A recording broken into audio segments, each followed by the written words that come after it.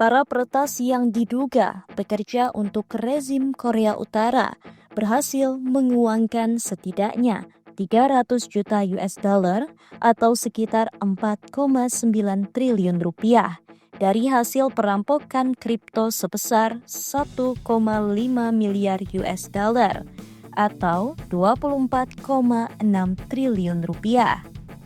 Para bandit yang dikenal sebagai kelompok Lazarus ini menggondol sejumlah besar token digital dalam peretasan bursa kripto Bybit.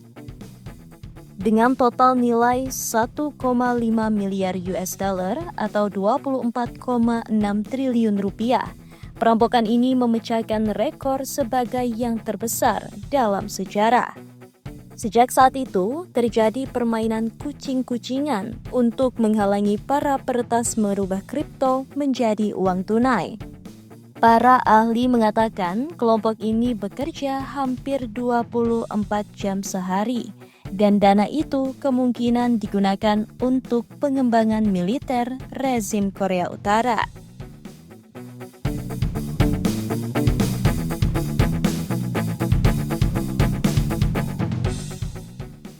Elliptic yang berbasis di London adalah firma yang menganalisa dan menginvestigasi mata uang digital.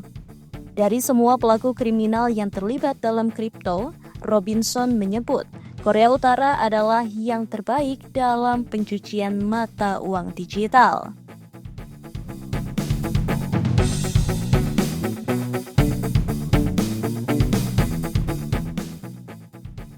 Analisis Elliptic sesuai dengan pernyataan Bybit yang mengatakan bahwa 20% dana sudah lenyap. Hal ini berarti kemungkinan besar dana itu tidak akan pernah ditemukan. Amerika dan sekutunya menuduh Korea Utara melakukan puluhan peretasan dalam beberapa tahun terakhir untuk mendanai pengembangan militer dan nuklir negara tersebut.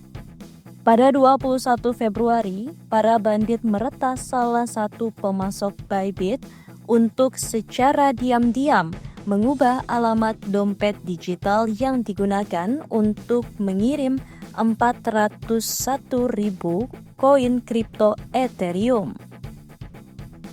Pihak Bybit mengira mereka memindahkan dana ke dompet digital sendiri, tetapi malah mengirimnya ke para peretas. CEO Bybit, Ben Zhou, berharap untuk memulihkan kembali sebagian dana yang dicuri melalui sebuah proyek berhadiah.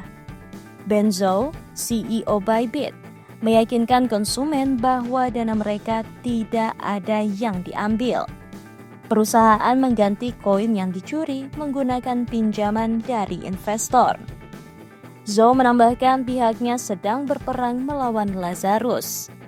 Program hadiah atau bounty Lazarus Bybit mengajak masyarakat untuk melacak dana curian dan membekukannya jika memungkinkan.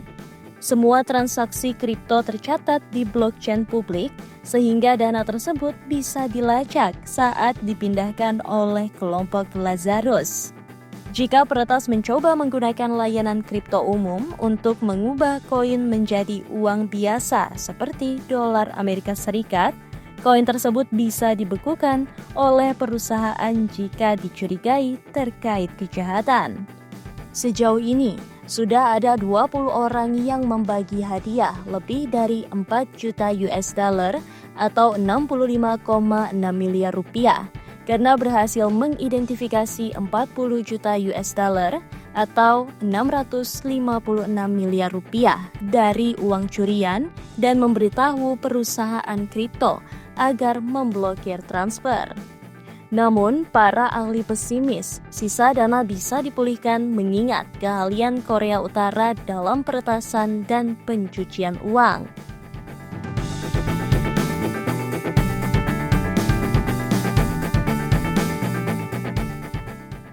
Bybit dan perusahaan lainnya menuduh bursa kripto exchange tidak menghentikan para penjahat ketika mereka mencairkan dana. Lebih dari 90 juta US dollar atau 1,4 triliun rupiah sudah disalurkan melalui bursa ini. Pemilik exchange yang terkenal sulit dilacak, Johan Roberts, membantah tuduhan itu melalui surat elektronik. Roberts mengaku mereka awalnya tidak menghentikan pencarian dana karena perusahaannya sudah lama berselisih dengan Bybit.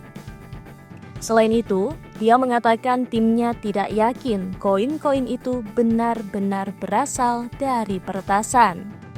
Robert mengatakan saat ini dirinya sekarang berkooperasi. Di sisi lain, dia berpendapat bahwa perusahaan-perusahaan umum yang mengidentifikasi pelanggan kripto menelantarkan manfaat privasi dan anonimitas mata uang kripto. FBI Park Jin-hyuk adalah salah satu peretas yang diduga anggota kelompok Lazarus. Korea Utara tidak pernah mengakui rezim berada di balik kelompok Lazarus. Akan tetapi, mereka diduga satu-satunya negara di dunia yang menggunakan kemampuan peretasan untuk keuntungan finansial.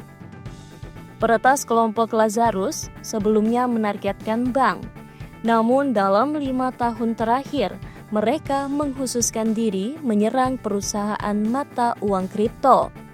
Industri kripto kurang terlindungi karena hanya ada sedikit mekanisme yang tersedia untuk menghentikan pencucian uang. Serangan Ronin Bridge tahun 2022 yang menyebabkan peretas membawa kabur 600 juta US dollar atau 9,8 triliun rupiah dalam bentuk kripto. Sekitar 100 juta US dollar atau 1,6 triliun rupiah dalam bentuk kripto dicuri dalam serangan terhadap Atomic Wallet pada tahun 2023. Pada tahun 2020, Amerika Serikat menambahkan sejumlah warga Korea Utara yang dituduh menjadi anggota kelompok Lazarus ke daftar Cyber Most Wanted. Namun, kecuali mereka meninggalkan Korea Utara, kemungkinan orang-orang itu ditangkap sangatlah kecil.